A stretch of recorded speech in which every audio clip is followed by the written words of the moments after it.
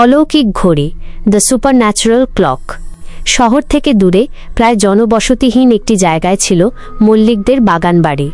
শতবর্ষ পুরনো বাড়ি, এখন শুধু ভাঙাচোরা ইট আর শ্যাওলার সাম্রাজ্য। স্থানীয়দের বিশ্বাস, গভীর রাতে ওখানে নাকি অদ্ভুত সব ঘটনা ঘটে। বিশাল বাড়িটার এক কোণে পুরনো লাইব্রেরির ঘরে একটা বিরাট দেওয়াল ঘড়ি এখনও ঝুলে আছে, কাঠের খাঁচায় আবৃত, যার কাঁটা দুটি এক জায়গায় স্থির, রাত ৩:১৫। অর্ণব, একজন প্যারানর্মাল ইনভেস্টিগেটর, তার বন্ধু বিক্রমকে নিয়ে সেই রাতে হাজির হলো। তাদের লক্ষ্য ছিল সেই রহস্যময় ঘড়িটা। তুই সত্যিই বিশ্বাস করিস এই ঘড়িটা এখনও চলে? বিক্রম ফিসফিস করে জিজ্ঞেস করল, লাইব্রেরি ঘরের ধুলোয় পা রেখে। অর্ণব তার রেকর্ডার আর ক্যামেরা সেট করতে করতে বলল, বিশ্বাস করি না, কিন্তু ঘটনাটা অদ্ভুত। গত ৫০ বছর ধরে ঘড়িটা রাত ৩:১৫ থেমে আছে, অথচ স্থানীয়রা বলে ঠিক রাত ৩:১৫ তারা নাকি একটা ঢং ঢং শব্দ শুনতে পায়, যে শব্দটা একটা বন্ধ ঘড়ি থেকে আসা অসম্ভব। রাত গভীর হলো, বাইরে ঝিঁ ঝিঁ পোকার ডাক ছাড়া আর কোনো শব্দ নেই। দুটো ছেলে চুপচাপ অপেক্ষা করছে। তাদের হাতে টর্চের আলো ঘরের আনাচে কানাচে কাঁপছে। বিক্রম একটা পুরনো বই হাতে নিয়ে পাতা উল্টাচ্ছিল। হঠাৎ সে শিউরে উঠল, অর্ণব দেখ, এটা মল্লিকদের বংশের ইতিহাস। লেখা আছে, এই বাড়ির শেষ কর্তা প্রবীণ মল্লিক ঠিক এই ঘরেই মারা যান। সময় রাত ৩:১৫, ঠিক ৫০ বছর আগে।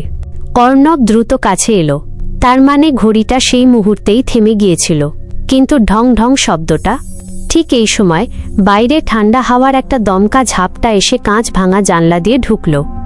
ঘরের মধ্যে মুহূর্তের জন্য টর্চের আলো কেঁপে উঠল, যেন অদৃশ্য কিছু আলোটাকে ঢেকে দিল। হঠাৎ একটা মৃদু টিক টিক টিক টিক শব্দ।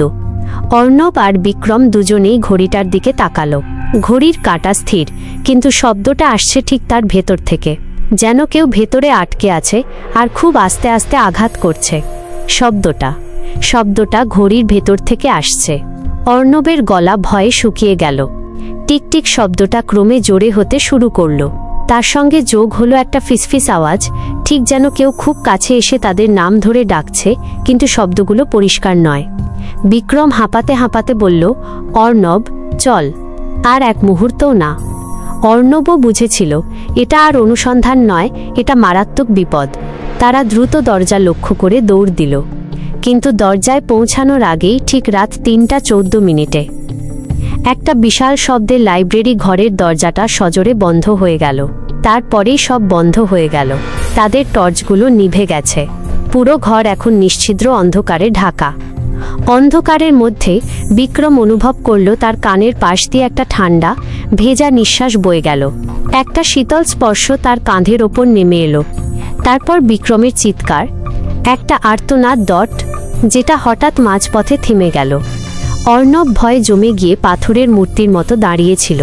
সে এখন একা, নিঃশ্বাসের শব্দ পাচ্ছে না। ঠিক সেই সময় একটা বিশাল ঘণ্টা ধ্বনি। অর্ণব চোখ বন্ধ করে ফিসফিস করে বলল, ৩:১৫।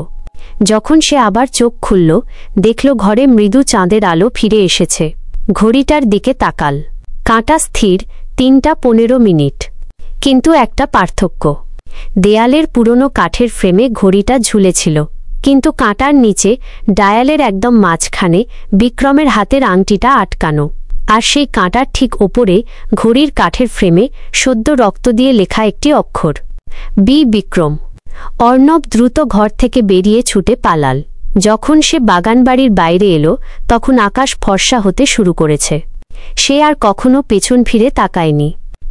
কিন্তু আজও যারা মল্লিকদের বাগানবাড়ির পাশ দিয়ে যায়, তারা নাকি রাতের বেলা মাঝে মাঝে শুনতে পায় একটা পুরনো ঘড়ি থেকে ভেসে আসা মৃদু টিক টিক টিক টিক শব্দ, এবং সেই শব্দের সঙ্গে মিশে থাকে একটা আর্তনাদ, যা মাঝপথে থেমে যায়।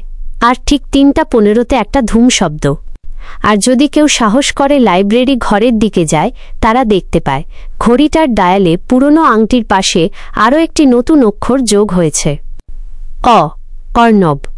এবং তার সঙ্গেই আরেকটি নতুন আংটি কাঁটার নিচে।